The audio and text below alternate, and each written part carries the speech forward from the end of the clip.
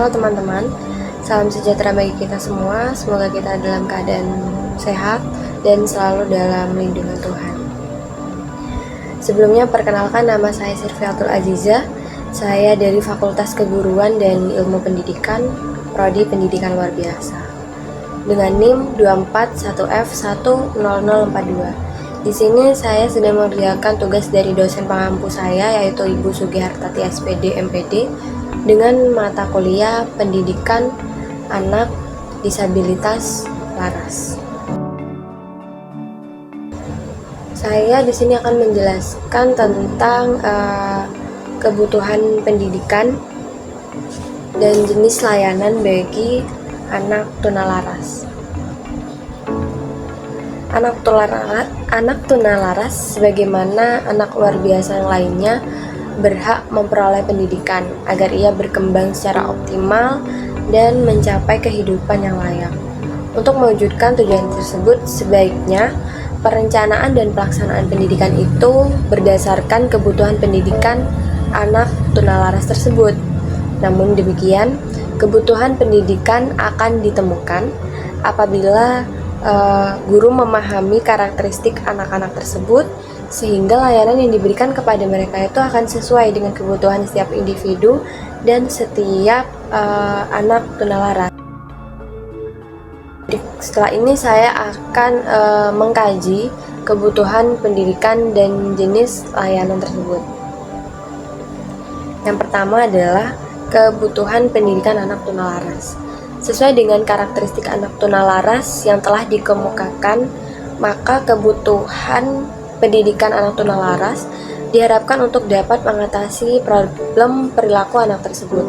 Untuk memenuhi kebutuhan tersebut, maka perlu dilakukan berbagai hal. Banyak caranya. Yang pertama adalah dengan berusaha mengatasi semua masalah perilaku akibat kelainannya dengan menyesuaikan lingkungan belajar maupun proses pembelajaran sesuai dengan kondisi anak tunalaras. Yang kedua, berusaha mengembangkan kemampuan fisik sebaik-baiknya. Yang ketiga, memberi keterampilan khusus untuk bekal hidupnya. Yang keempat itu bisa juga dengan memberi kesempatan sebaik-baiknya agar anak dapat menyesuaikan diri dengan baik terhadap lingkungan atau terhadap norma-norma hidup di masyarakat.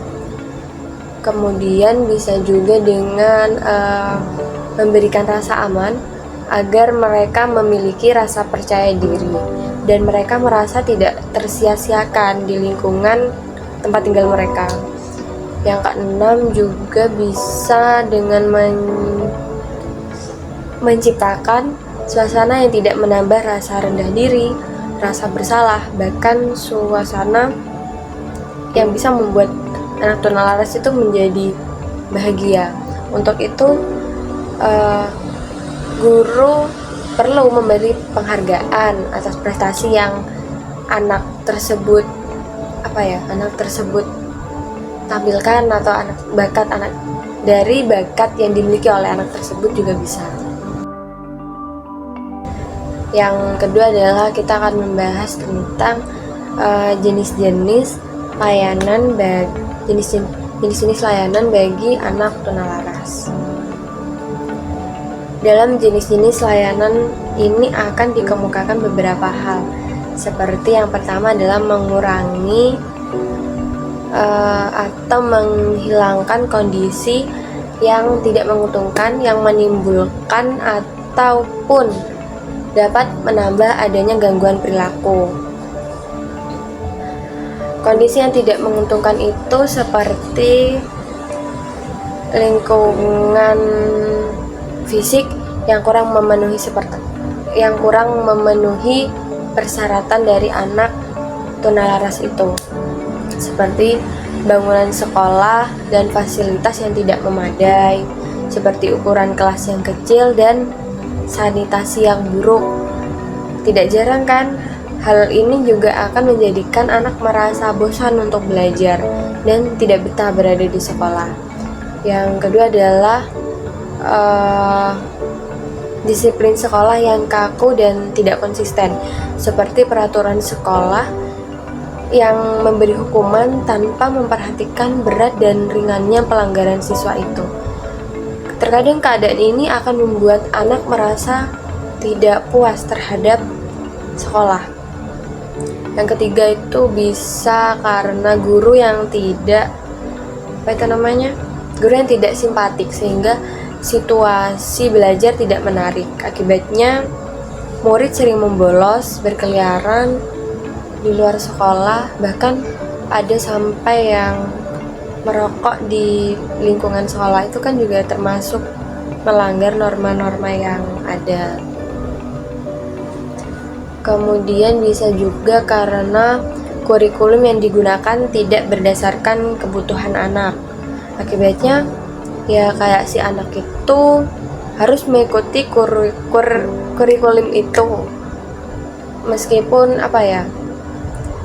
tidak sesuai dengan bakatnya. Yang terakhir bisa juga karena metode dan teknik mengajar yang kurang mengaktifkan anak, juga dapat mengakibatkan anak bosan dan merasa lelah. Jadi kesimpulannya itu ada 6 kondisi yang menyebabkan ketunalarasan dan kegagalan belajar, yaitu guru yang tidak sensitif terhadap kepribadian anak, harapan guru yang tidak wajar, pengelolaan belajar yang tidak konsisten, pengajaran keterampilan yang tidak relevan dan non-fungsional. Yang kelima itu pola reinforcement yang keliru, misalnya diberikan pada saat anak berperilaku tidak wajar. Yang keenam itu bisa juga karena model atau contoh yang tidak baik dari guru dan teman sebayanya. Terkadang kondisi-kondisi yang tidak menguntungkan tersebut akan dihindari sehingga tidak terjadi perkembangan anak ke arah penyimpangan perilaku dan kegagalan akademiknya. Lingkungan sekolah yang ditata dengan baik akan menyenangkan anak belajar dan terhindar dari perasaan bosan, lelah, serta tingkah laku yang tidak wajar. Kemudian saya akan membahas tentang menentukan model-model dan teknik-teknik pendekatan untuk anak tunalaras. Ada beberapa teknik, ada beberapa model. Yang pertama itu adalah model pendekatannya. Jenis-jenis model pendekatan itu ada beberapa. Yang pertama adalah model biogenetik. Model ini dipilih berdasarkan asumsi bahwa gangguan perilaku itu disebabkan oleh kecacatan genetik atau biokimiawi, sehingga penyembuhannya ditekankan pada pengobatan, diet, olahraga, operasi, atau mengubah lingkungan. Yang kedua itu adalah model behavioral, kalau nggak salah, bisa disebut juga atau bisa diartikan dari tingkah laku. Model ini mempunyai asumsi bahwa gangguan emosi merupakan indikasi ketidakmampuan menyesuaikan diri yang terbentuk, bertahan, dan memungkinkan berkembang karena berinteraksi dengan lingkungan, baik di sekolah, di rumah, atau di lingkungan masyarakatnya. Oleh karena itu, penanganannya tidak hanya ditujukan kepada anak, tetapi pada lingkungan tempat anak belajar dan tinggal. Yang ketiga adalah model psikodinamika. Model ini berpandangan bahwa perilaku yang menyimpang atau gangguan emosi yang disebabkan oleh gangguan atau hambatan yang terjadi dalam proses perkembangan kepribadian karena berbagai faktor, sehingga kemampuan yang diharapkan sesuai dengan usianya itu menjadi terganggu. Ada juga yang mengatakan adanya konflik batin yang tidak teratasi. Jadi kayak ada semacam masalah yang tidak teratasi gitu. Jadi oleh karena itu, untuk mengatasi gangguan perilaku itu dapat diadakan pengajaran yang psikoedukasional, yaitu menggabungkan usaha membantu anak dalam mengekspresikan dan mengendalikan perasaannya. Yang keempat adalah model model model ekologis. Model ekologis ini menganggap bahwa kehidupan ini terjadi karena adanya interaksi antara individu dengan lingkungannya. Gangguan perilaku terjadi karena adanya disfungsi antara anak dengan lingkungannya. Jadi nggak bisa berinteraksi karena emang emang ada, bisa dibilang antisosialnya itu tinggi. Oleh karena itu, model ini menghendaki dalam memperbaiki problem perilaku agar mengupayakan interaksi yang baik antara anak tentang lingkungannya, misalnya dengan mengubah persepsi orang dewasa tentang anak atau memodifikasi persepsi anak dengan lingkungannya. Kemudian saya akan membahas tadi sudah membahas model pendekatan, sekarang akan membahas tentang tekniknya, teknik pendekatannya.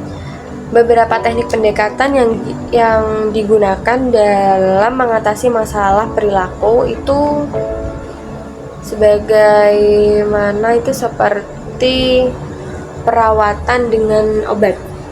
Cavale dan Nye pada tahun 1984 mengemukakan bahwa obat-obatan dapat mengurangi dan menghilangkan gangguan perilaku seperti adanya perbaikan perhatian, hasil belajar dan nilai tes yang baik, serta anak hiperaktif menuju ke arah perbaikan.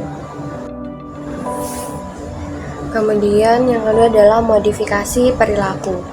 Salah satu teknik yang banyak dilakukan untuk mendorong perilaku proposial dan mengurangi perilaku antisosial adalah penyesuaian perilaku melalui operant conditioning dan task analysis.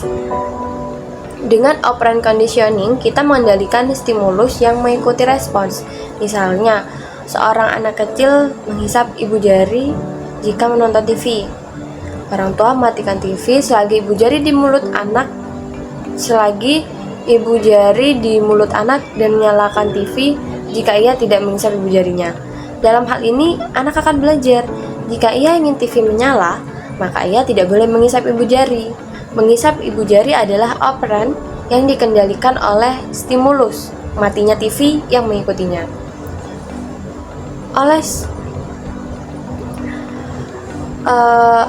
Oleh karena itu, pengondisian operan berdasarkan prinsip dasar bahwa perilaku adalah suatu fungsi konsekuensi penerapan stimulus positif. Kalau melihat dari kasus yang barusan adalah stimulus positifnya adalah saat TV menyala. Kenapa seperti itu? Karena saat TV menyala, barulah anak itu tidak menghisap jempolnya lagi. Itu adalah salah satu cara yang bisa dilakukan. Segera setelah suatu respon atau mati TV-nya, itu merupakan hukuman. Berarti kalau anak itu masih menghisap ibu jarinya, TV itu akan dimatikan oleh sang ibu. Ada beberapa langkah dalam melaksanakan modifikasi perilaku, yaitu yang pertama, menjelaskan perilaku yang akan diubah. Yang kedua, menyediakan bahan yang mengharuskan anak untuk duduk diam. Yang ketiga adalah mengatakan perilaku yang akan diterima. Misalnya task analis dilaksanakan dengan cara menata tujuan dan tugas dengan lengkap, membuat tugas dengan terperinci sehingga anak dapat melakukannya. Barulah saat anak mengerjakan tugas itu dalam jangka waktu tertentu, mengadakan pujian bila anak berhasil. Kayak misalnya, oh bagus, iya bagus, kayak orang tua tuh ngasih apresiasi gitu. Yang ketiga, strategi psikodinamika. Tujuan utama pendekatan dari psikodinamika adalah membantu anak menjadi sadar akan kebutuhannya, keinginan, dan kekuatannya sendiri. Penganjur strategi ini menyarankan agar dilakukan evaluasi diagnostik, perawatan, pengambilan keputusan, dan prosedur psikiatri. Mereka melihat bahwa perilaku maladaptif adalah pertanda konflik jiwa. Mereka percaya bahwa penyingkiran suatu gejala tanpa menghilangkan penyebabnya hanya menyebabkan penggantian dari gejala lainnya. Sampai di sini paham ya teman-teman? Kemudian yang keempat adalah strategi ekologi.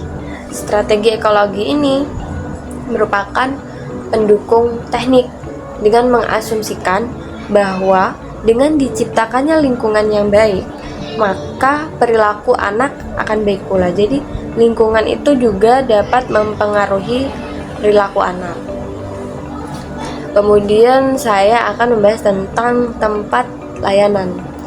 Tempat layanan pendidikan bagi anak yang mengalami gangguan perilaku adalah ditempatkan di sekolah khusus, dan ada pula yang dimasukkan dalam kelas-kelas biasa, yaitu belajar bersama anak-anak yang normal.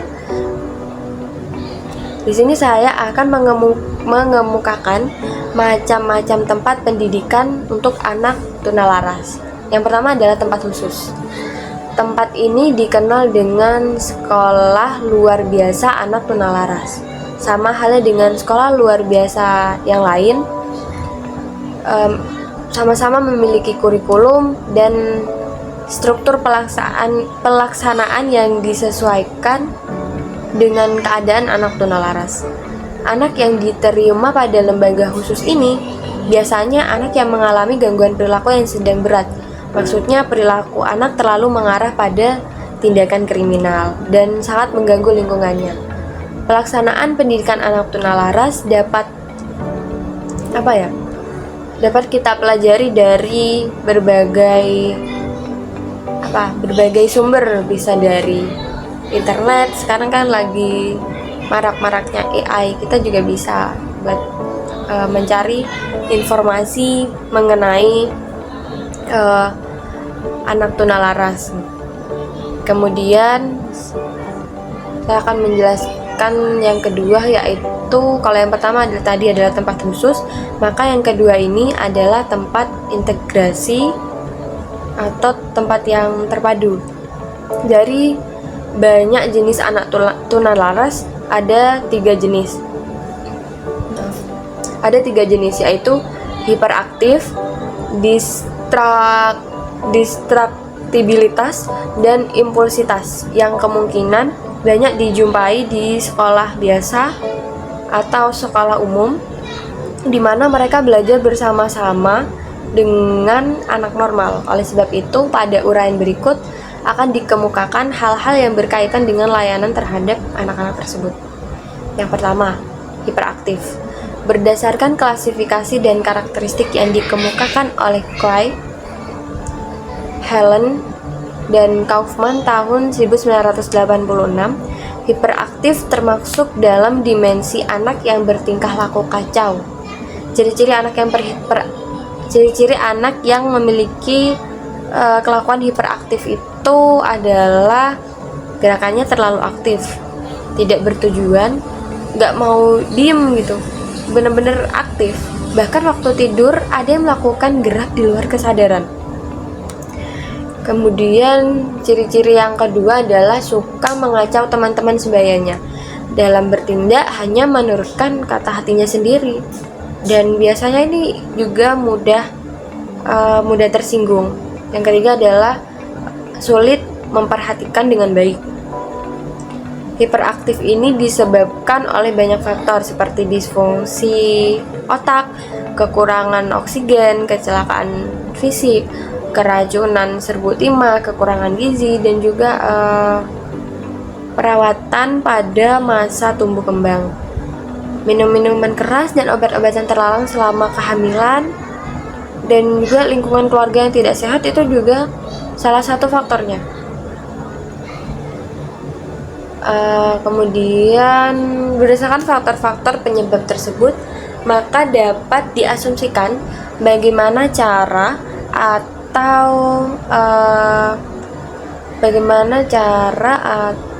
teknik dalam mengadakan layanan, antara lain bisa dengan medikasi atau penggunaan obat, bisa juga dengan diet, bisa dengan modifikasi tingkah laku, bisa juga dengan lingkungan yang terstruktur, bisa juga dengan pengendalian diri, modeling, dan biofeedback.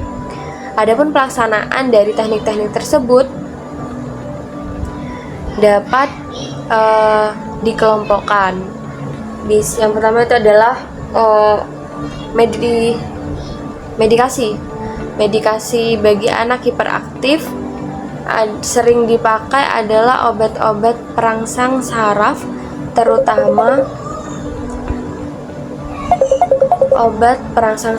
terutama yang ada kaitannya dengan penenangan. Yang kemudian adalah diet. Diet yang dianjurkan adalah pantangan berbagai macam makanan, termasuk makanan yang mengandung zat pewarna atau penyedap rasa tiruan yang dapat menyebabkan hiperaktif. Kemudian modifikasi tingkah laku, seperti yang saya jelaskan tadi, semua perilaku merupakan hasil belajar atau diperoleh dari interaksi individu dengan lingkungannya. Oleh karena itu, perilaku juga akan dapat diubah dan dikendalikan dengan mengatur pola interaksi antara individu dengan lingkungannya. Kemudian lingkungan struktur. Lingkungan struktur itu menekankan pada pengaturan lingkungan sehingga tidak menjadi penyebab munculnya hiperaktif. Misalnya, kalau lingkungannya berwarna-warni, itu biasanya menarik seorang anak kan. Nah, itu biasanya anak yang tertarik kan gak bisa diem untuk entah mau diapain warna-warna itu gitu. Kemudian adalah modeling. Modeling ini adalah perilaku yang ditujukan anak sering merupakan akibat meniru contoh perilaku yang diberikan teman sekelas atau orang dewasa. Dan yang terakhir adalah biofeedback. Biofeedback ini merupakan teknik pengendalian perilaku atau proses biologis internal dengan cara memberi feedback. Memberi feedback artinya memberi informasi kepada anak mengenai kondisi perilaku dan tubuhnya. Mungkin itu saja yang bisa saya sampaikan. Kurang lebihnya mohon maaf. Sekian dari saya, dan terima kasih.